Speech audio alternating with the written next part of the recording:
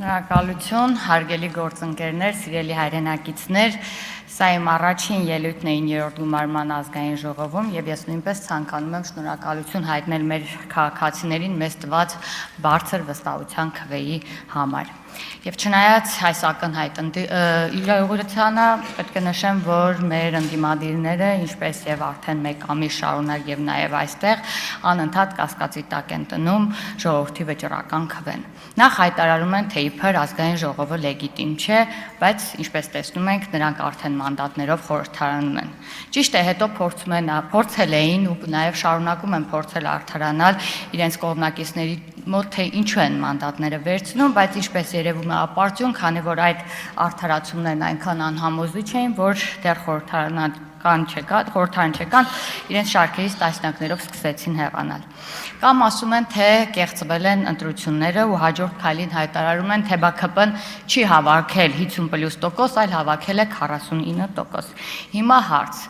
Եթե դա այդպես է, ինչպես դուք եք պնդում ԿՊ-ն ընտրությունները կեղծելը, չէր կարող եւս մի 1500 կամ 2000 ձայն ստանալ ու ապահովել 50+%։ Բայց եթե մենք ընտրությունները կեղծել ենք ու ինչպես ժամանակին ընդունվածքեր ինչքան ուզեցել, այդքան խփել էինք, ոչ միայն 50+ է լինելու, այլ ձեզանից շատերը պարզապես այստեղ չէին լինելու։ Այն որ մենք հավաքել ենք 49%, եւս մեկ անգամ ապացուցում է ընտրությունների ժողովրդավարական բնույթը եւ այն, որ ոչինչ չի կեղծվել։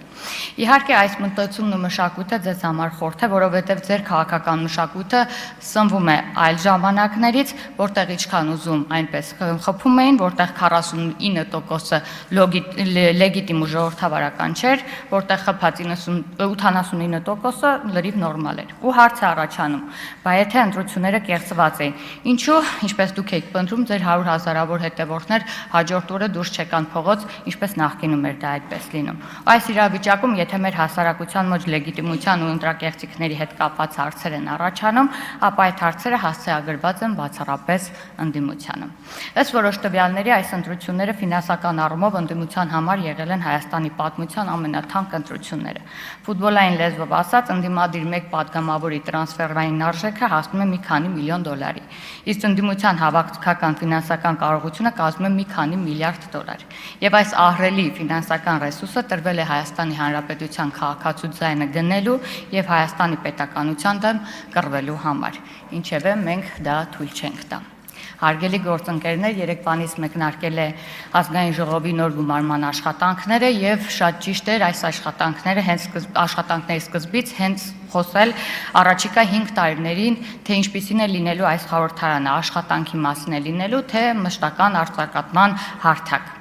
Քաղաքակիրթ քննարկման թեման, որը ծավալվեց պարզապես լավ վարքի հարց չէ։ Խոսքը պետության նկատմամբ մեր պատասխանատվության մասին է, որովհետև խորհրդարանական աշխատանքը նաև երևում, թե որքան հասուն է մեր քաղաքական համակարգը։ Ոչ ոք չի սպասում, որ այս դահլիճում հնչելու են նույն կարծիքները։ Ընդհակառակը այստեղ պետք է հնչեն տարբեր, նույնիսկ իրարամերժ տեսակետներ, բայց այդ տարբերությունը պետք է դառնա բանավեճ, առաջարկ, աշխատանք, ոչ թե անվերջ աղմուկ, բոյկոտ եւ խորհրդարանի աշխատանքների խափանում։ Սրա մասին խոսում են ոչ թե տեսականորեն, այլ մենք դրա 5 տարվա փորձն արդեն ունենք։ Հիշենք նախորդ գումարման հենց առաջին նիստը։ Ընդդիմադիր պատգամավորների մի մասը հրաժարվեց բարձրաձայն արտասանել երթման տեքստը։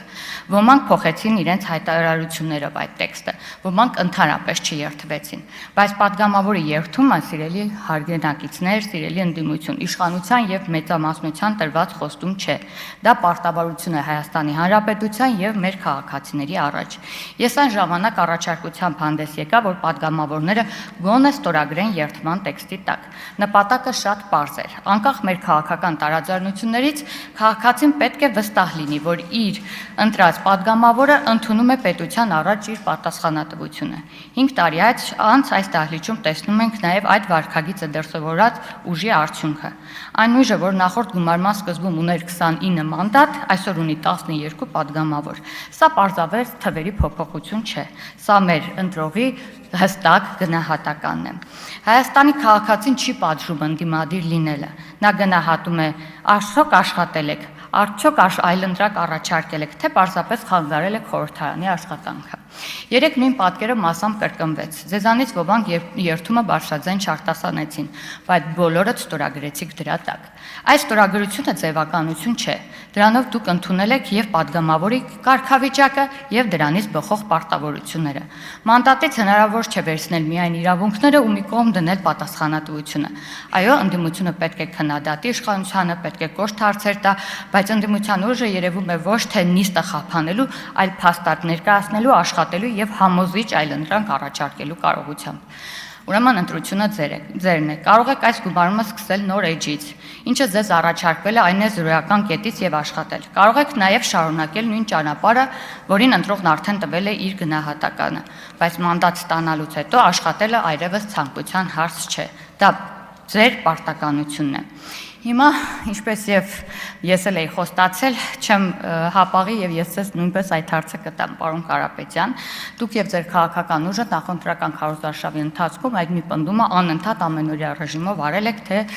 անմիջապես մեր ընտրվելուց հետո 300,000 ադրբեջանցի գալու է Հայաստան։ Անցել է շուրջ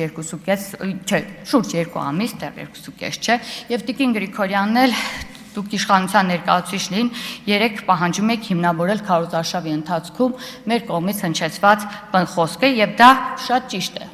Եվ բացատրություն եք պահանջում, բայց նույն չափանիշը պետք է գործի նաև ձեր գործընկերների համար։ Փաստացի պարոն Կարապետյանը եւ նրա քաղաքական թիմը տերորի է ենթարկել Հայաստանի Հանրապետության քաղաքացիներին քվե ստանալու համար։ Հիմա պատրաստ եք դրան տալ նույն գնահատականը, որը կտայք իշխանության ներկայացուցիչին եւ անվանել նրանց ստախոսներ։ Եթե ոչ, ապա սա արդեն ոչ թե ճշմարտության պաշտպանություն է, այլ քաղաքական հարմարության հարց։ Եվ քանի որ խոսում ենք խորհրդարանի աշխատանքի եւ պատասխանատվության մասին, ուզում եմ անդրադառնալ նաեւ Ռուբեն Ռուբինյանի ազգային ժողովի նախագահի թեկնածությանը։ Պարոն Ռուբինյան, նախ ուզում եմ հաջողություն մաղթել ձեզ, ձեր խորհրդարանական փորձը, հավասարակշռված քաղաքական վարքը եւ պատասխանատվություն ստանձնելու կարողությունը բավարար է, որ ձեզ այսօր մենք ընտրենք։ Եթե երեք գրեթե ամբողջ օրվա ընթացքում ընդդիմադիր գործընկերները փորձում են ձեր տեխնատության մեջ որևէ մտահոգիչ բան գտնել, հնչեցին ակնարկներ, ենթադրություններ, քաղաքական կենսագրության վերաբերյալ մեկնաբանություններ։ Քննարկումներն այնքան երկարվեց, որ մի պահ թվում էր, թե հեսա մի ինչ-որ մի բան կհնչի, բայց այդպես էլ չհնչեց։ Եվ ընդդիմության համար մի փոքր անհարմար արդյունք ստացվեց, որքան շատ խոսեցին ձեր մասին, այնքան ավելի պարզ դարձավ, որ տեխնացության դեմ որևէ բովանդակային փաստարկ չկա, բայց եթե մեկ ամբողջ օր անց լրությունը այդպես էլ չի գտնվել որևէ տրամաբանական փաստարկ, ապա ամենաճիշտ որոշումը կլինի Ռուբեն Ռուբինյանին ընտրելը։ Գուցե դա ձեզ համար կլինի անսովոր քայլ, բայց երեկվա քննարկումից հետո գոնե ամենատրամաբանվածը։ Շնորհակալ եմ։